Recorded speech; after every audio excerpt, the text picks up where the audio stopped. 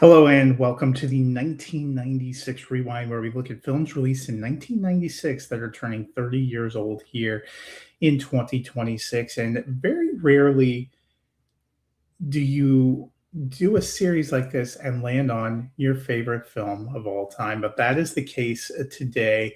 The Rewind looking at A Time to Kill. And if you follow me on Letterboxd or you've heard me talk about some of my favorite films, you know that this is number one for me and has been since I first saw it when I was in high school. And over the 30 years since it's been released, I've probably seen it 25 or 30 times. It is a movie I keep coming back to thematically, the way it's put together.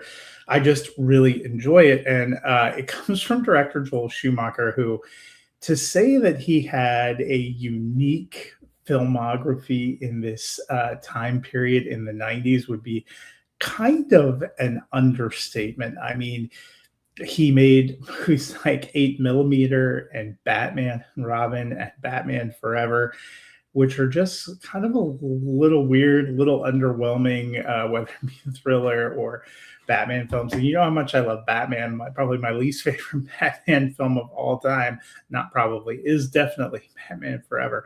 But he also made Falling Down, Flatliners, and he made a couple of John Grisham adaptations in 1994. He did The Client, and then in 1996, he did A Time to Kill. And this was actually famously John Grisham's the first book he ever wrote, but not the first one that got published. It had kind of been rejected, and after he found success with some other, they went back and published this novel, and you can tell why. It is not an easy watch. There are a lot of very heavy themes.